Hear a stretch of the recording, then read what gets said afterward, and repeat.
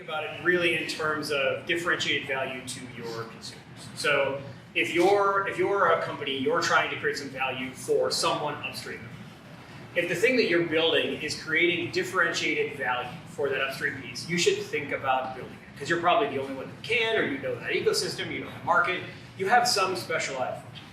If it's not differentiated value, you probably shouldn't build it, because if nothing else, you are using your talent to spend time on a thing that's not going to advance you against your competitors or in your specific market. You might be able to build a really awesome email system, but if your job, again, is to sell people shoes, who cares? Who cares? Even if it's a little worse, what you would lose in the sort of engineering brain power and time and talent that it would take to focus on a problem that doesn't matter to your business or to your end consumers is not worth the lift. So that's what I would kind of use as the first function is this differentiated value to my consumers? If it's yes, think about building and come from there. If it's no, think about buying and go from there. And let that lead the decision. And I would add to that, first of all, fantastic, that's right, differentiation. However, However, this is totally however, wrong. it's totally wrong. Look at thank you. Even Steve Daly understands that he's totally wrong. So the differentiation is a big idea, but it's not black and white, right? So there are spots where you're absolutely going to buy because it's a commodity thing and it doesn't add anything to your bottom line. There's really only three reasons that you do something. When I increase my market value, I want to beat my competitors, or I want to lower my cost. There might be a fourth reason to do stuff, but I can't think of it right now. But it's not necessarily black or white, buy or build. Often you're also looking at platform plays where I might buy something to build something on top of it as an accelerator. Good example is some of the API gateway tools that are out there that you could absolutely write your own little API gateway stuff, but you could buy something to build your APIs on top of that provides you accelerators for that functionality, and in the long term costs less money because of maintenance, because of support or whatever, in order to build those differentiating pieces on top of that platform play. Because things you don't want to do are invent your own protocols. We've all seen people that invent their own protocols, right? And you don't want to build an email system when what you do is sell shoes. Show of hands, all of us have worked in the industry for a while. How many date libraries do you have out in your organization? Because some guy thought he could build it better than somebody who does it for a living, right? And now it's all, and again, back to the tech debt thing, you've now adopted some tech debt of something that doesn't manage time zones, right? So these are the kinds of reasons that you would go with a buy and then build on top of to get that differentiation. Yeah, an engineer suggested to me once that they wanted to build a compiler. I thought we should make this compiler. And I thought, that's a great idea. Let's do it. We are from Microsoft or Google. Let's make our own language while we're at it. Build better and faster. Then that is some piece of differentiated value. But also, you should think about should I be spinning this out? Like, if you really are this good at this thing, maybe you just found a new piece of value that you should talk about. Why the hell are we not in the making this thing business? Because clearly we're solving a problem that nobody else is solving. That's also a lot of companies have done a lot of spin outs that way.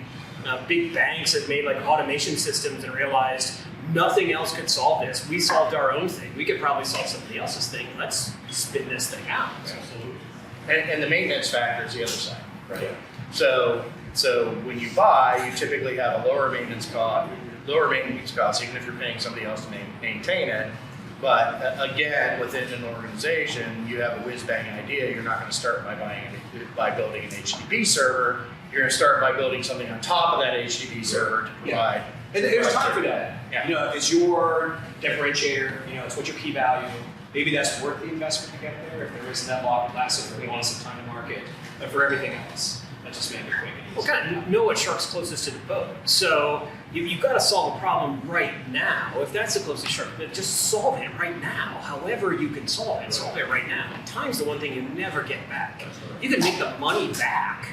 You can make lots of things back. You can't make the time back. Yeah. And usually that's the time with your talent. What are you going to do with it? You never get back. And lost market opportunity is the big thing. The shark closest to the boat is also known as pay no attention to the man behind the curtain. Every other part of your business has dependencies on vendors that it can shed. What modern business in a modern supply chain doesn't have those kind of linkages? So you're going to have to depend on somebody somewhere. If you're making content, you've got a supply chain downstream and raw materials that has to get there. If you're buying something off the shelf, you've got some sort of dependencies. So I don't think you can zero it out. I think it's a good point that you have to understand, like, make forward choices into your dependencies. Don't fall backwards into them. But no company who's making any product of any complexity or of any scale can be wholly dependent and agnostic because you couldn't make anything. So I think that I would say you're exactly right in that you should think about it smartly.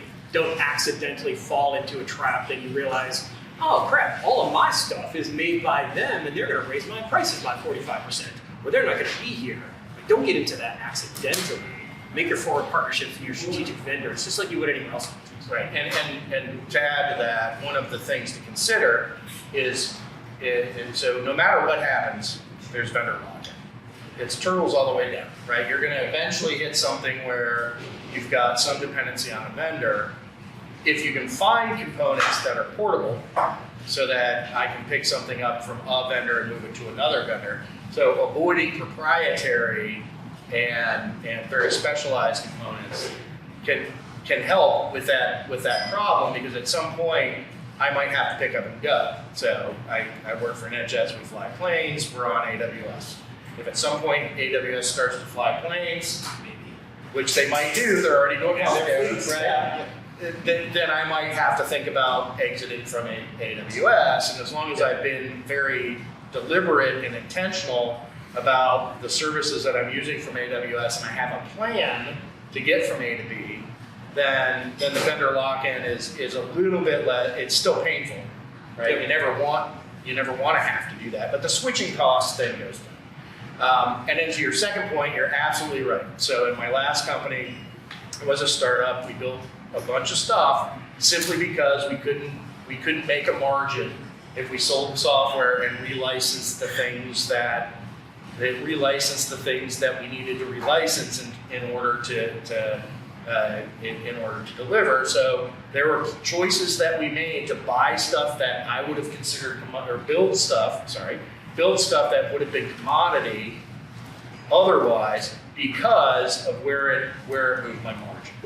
So that's a barrier, and there's places there where you can adopt open source. You can do some other things where you don't necessarily have to build everything bit by bit, but you can still compose it with things that don't impact that.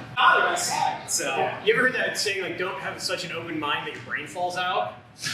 Don't have such an open architecture. Yeah, don't have such an open architecture that your business falls out. Very good. At some point, you got to solve a problem. I've written that one down. I'm still